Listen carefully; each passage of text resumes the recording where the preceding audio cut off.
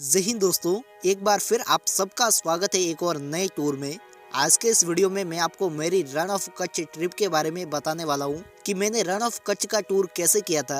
और अगर आप भी कभी रन ऑफ कच्छ जाना चाहते तो इस वीडियो को अंत तक जरूर देखें। इस वीडियो में मैं आपको मेरी रन ऑफ कच्छ ट्रिप के एक्सपीरियंस के अनुसार रन ऑफ कच्छ टूर की टोटल इन्फॉर्मेशन देने वाला हूँ, जैसे रन ऑफ कच्छ कब जाए, कैसे जाए, रन ऑफ कच्छ में कितने दिन रुके, रन ऑफ कच्छ में होटल, रिसोर्ट या फिर टेंट सिटी में कैसे रुके, रन ऑफ कच्छ में खाने पीने की क्या व्यवस्था है, रन ऑफ कच्छ में कहाँ पर घूमने जाए और रन ऑफ कच्छ घूमने में टोटल खर्चा कितना होगा। ऐसी और भी कई सारी जानकारी मैं इस वीडियो में देने वाला हूँ, तो आप इस वीडियो को अंत तक जरूर देखें।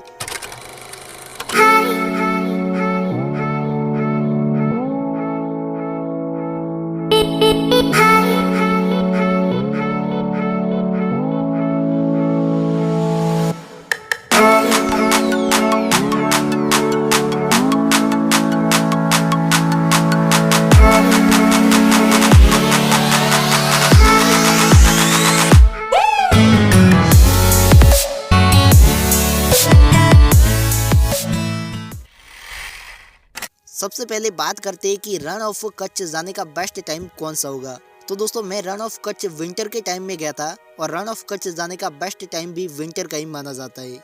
इस टाइम में कच्छ में रण उत्सव का आयोजन भी किया जाता है, जिसे देखने के लिए पूरे इंडिया से टूरिस्ट आते हैं। और रण उत्सव का आयोजन अक्टूबर से लेकर फरवरी तक किया जाता है। बाकी आप साल में कभी भी कच्छ घूमने आ सकते हैं। चलिए दोस्तों, अब बात करते हैं कि रन ऑफ कच्छ कैसे पहुंचा जाए। तो मैं कच्छ ट्रेन से गया था, तो मैं आपको सबसे पहले ट्रेन से कच्छ जाने की जानकारी दे देता हूँ। बाद में मैं आपको फ्लाइट से और बस से कच्छ आने की जानकारी भी दे दूंगा। तो दोस्तों, मैंने दिल्ली से भुज के लिए ट्रेन ली थी और बाई ट्रेन में भुज गया था। और दोस्तों, कच्छ का सबसे नजदीकी रेलवे स्टेशन भी भुज का ही है। तो अगर आप भी ट्रेन से कच्छ आना चाहते हैं तो आप भुज तक आ सकते हैं। इसके बाद दोस्तों, भुज से कच्छ की दूरी लगभग 85 किलोमीटर पड़ जाती है। इसके बाद मैंने भुज से बाइक रेंट की थी, जिसका मैंने एक दिन का 500 रुपए रेंट दिया था। और फिर मैं रेंट की गई बाइक से भुज से कच्छ पहुंच गया था। बाकी आपको भुज के बस स्टैंड से कच्छ के लिए बस भी मिल जाएगी। और अगर आप भुज से कच्छ टैक्सी से जाना चाहते हैं तो आपको भुज से कच्छ के लिए टैक्सी भी मिल जाएगी। भुज से कच्छ तक जाने का बस 200 से 300 रुपए तक चार्ज कर सकती है, वही टैक्सी 3000 से 4000 रुपए तक चार्ज कर सकती है। वही दोस्तों, अगर आप फ्लाइट से कच्छ आना चाहते हैं तो कच्छ का सबसे नजदीकी एयरपोर्ट भी भुज का ही है।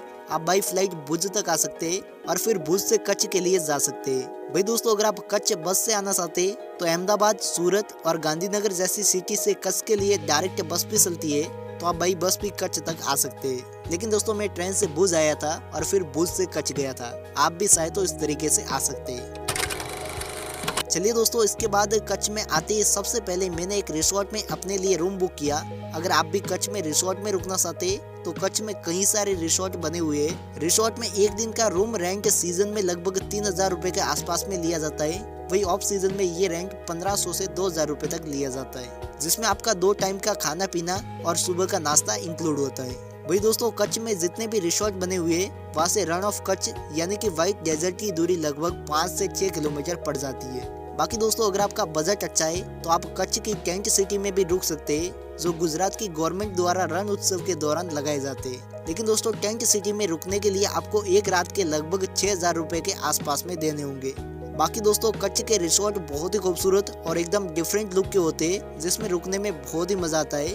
और इन रिसोर्ट में नाइट के टाइम में नाइट शो भी होता है, मैंने उसे भी खूब एंजॉय किया था। इसके बाद दोस्तों, रिसोर्ट में रूम बुक करने के बाद मैं कच्छ में सबसे पहले घूमने गया था रन ऑफ कच्छ यानी कि व्हाइट डेजर्ट के लिए। और दोस्तों, जब मैं व्हाइट डेजर्ट के लिए जा रहा था तो व्हाइट डेजर्ट से 3 किलोमीटर पहले BSF की एक पोस्ट बनी हुई है, जहाँ से व्हाइट डेजर्ट जाने के लिए परमिट लेना होता है। मैंने यहाँ से परमिट लिया, जिसका पर पर्सन का 100 रुपए लिया जाता है, प्लस 25 रुपए 2 व्हीलर व्हीकल का और 100 रुपए 4 व्हीलर व्हीकल का। तो मैंने यहाँ से परमिट लिया और परमिट लेने के बाद मैं पहुँच गया सफेद रण यानी कि व्हाइट डेजर्ट में। दोस्तों, व्हाइट डेजर्ट बहुत ही खूबसूरत है और यहाँ से जहाँ तक मेरी नजर जा रही थी वहाँ तक पूरा सफेद रण ही था। और अगर हम इस सफेद रण में कुछ किलोमीटर आगे जाते तो वहाँ पर पाकिस्तान का बॉर्डर भी आ जाता है। और दोस्तों, यहाँ पर खूब सारी एक्टिविटी और फोटोग्राफी भी होती है, मैंने उसे भी खूब एंजॉय किया।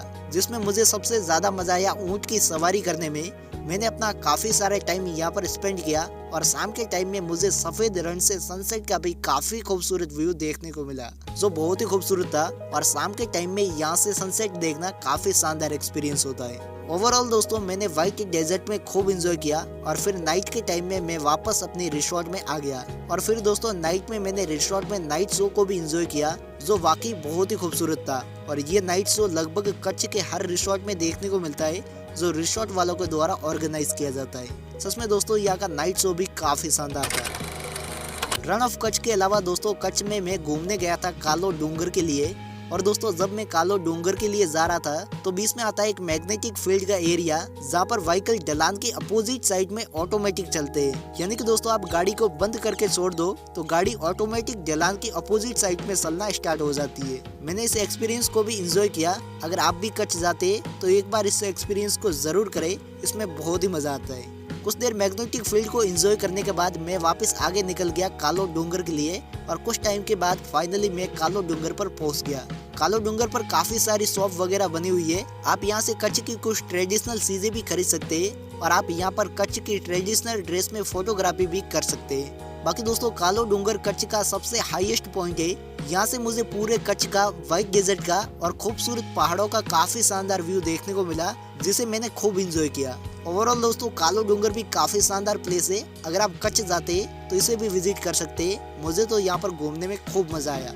इसके बाद दोस्तों कालो डूंगर घूमने के बाद मैं वापस रिसोर्ट में आ गया और फिर रिसोर्ट से चेकआउट करके मैं वापस भुज के लिए निकल गया। और फिर भुज में मैंने जिनसे बाइक रेंट की थी मैंने उनको बाइक रिटर्न की और फिर मैं वापस अपनी सिटी के लिए निकल गया। ओवरऑल मैंने रण ऑफ कच्छ का टूर 2 डे एंड 1 नाइट का किया था। और कच्छ घूमने के लिए 2 दिन काफी है। आप 2 दिन में आराम से कच्छ घूम सकते हैं। बाकी अगर आप कच्छ में ज्यादा दिन रुकना चाहते तो भी रुक सकते हैं। और अगर आप कच्छ और भुज दोनों का टूर करना चाहते तो उसका वीडियो भी मैंने पहले बनाया हुआ है, जिसका लिंक आपको डिस्क्रिप्शन बॉक्स में मिल जाएगा।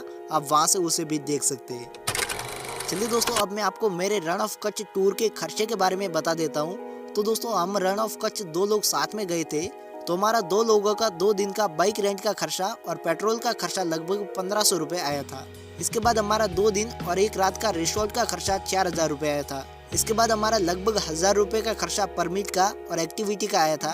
अगर मैं आपको टोटल खर्चे के बारे में बताऊं तो हमारा 2 लोगों का कच्छ घूमने का खर्चा लगभग 6500 रुपए के आसपास में आया था, यानी कि पर पर्सन पर लगभग 3250 रुपए के आसपास में। तो दोस्तों ये थी मेरे रण ऑफ कच्छ की यात्रा। आई होप कि आपको ये वीडियो पसंद आया होगा और आपके रण ऑफ कच्छ से रिलेटिव काफी सारे डाउट क्लियर हो गए होंगे।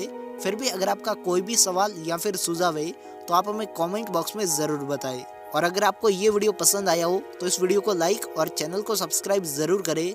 हम मिलते हैं एक और नए टूर के साथ में। तब तक के लिए जय हिंद, जय भारत।